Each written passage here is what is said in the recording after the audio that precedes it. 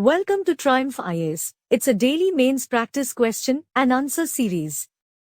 This program is exclusively designed for UPSC CSE aspirants. In this video discussion, we will discuss UPSC CSE mains previous 25-year questions. Question number 1. Discuss the meaning of color-coded weather warnings for cyclone-prone areas given by the India Meteorological Department. Let's start with the introduction of the answer. The India Meteorological Department issues 4 color-coded weather warnings to provide inputs to disaster management authorities for the management of severe weather events. The main body of the answer should be. These are as follows. Number 1. Green, all is well, no advisory is issued. Number 2. Yellow, be updated, it indicates severely bad weather spanning several days. Recently, the IMD issued a yellow weather warning for heavy rain and snowfall in Himachal Pradesh. Number 3. Orange amber, be prepared, it is issued as a warning of extremely bad weather with the potential of disruption in commute with road and rail closures and interruption of power supply. Number 4. Red, take action, it is issued to help people remain extra vigilant and be prepared for extraordinary measures and follow orders given by the authorities. Conclusion of the answer is, the color-coded weather warnings are good for disaster risk reduction, but there is a need to issue more specific guidelines for the public and authorities depending on the type of weather condition: rainfall, snowfall, thunderstorm, lightning, dust storm, etc. Question number 2. To what extent, in your view, the Parliament is able to ensure accountability of the executive in India? Let's start with the introduction of the answer.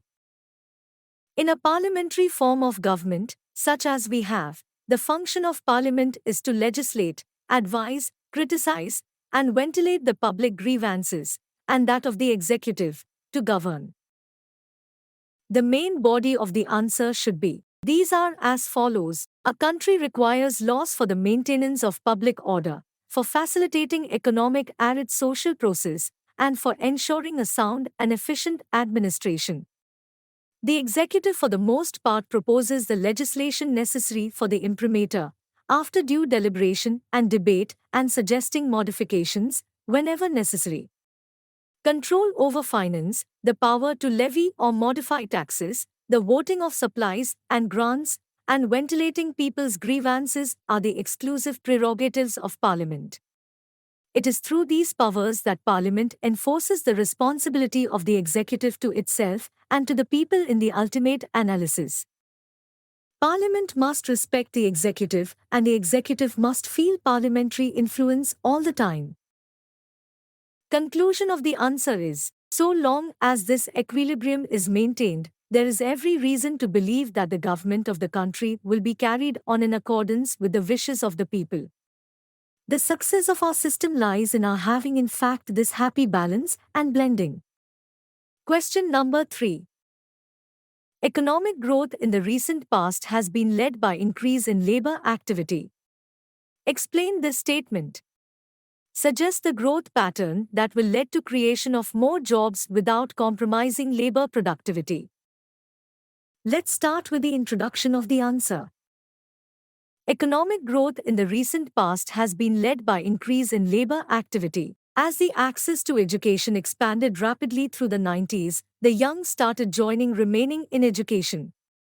Hence, entrance to the labor force rose sharply to 2 million between 2004 to 5 and 2011 to 2012, just when the economy and job growth was booming. 7.5 million per annum new non-agricultural jobs were created over that period. Since then, better educated youth started joining the labor force, looking for work. The main body of the answer should be growth pattern that can keep job creation with labor productivity. The Ministry of Urban Development, MOUD, has a program called Amrit, aimed at improving infrastructure for small towns. Infrastructure investment by the government always creates many jobs. But the MOUD program does not take into account whether the infrastructure investment under this program is taking place in towns which have clusters of unorganized sector economic activities. Hence, an engagement between MOUDs and MSME is necessary to ensure that this happens. It will attract more investment to industrial clusters, which is where most non-agricultural jobs are. There are 1,400 modern industry clusters in India, and an additional 14,000 traditional product manufacturing clusters, like handloom, handicraft, and other traditional single product group clusters.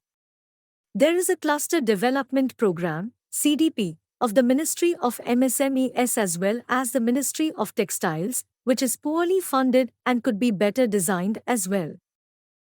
Conclusion of the answer is, India may well be the world's fastest growing large economy, yet compared to the dream run of the noughties, now investment is lower, as is credit of take, capacity utilization in industry, plant load factor, and agricultural growth.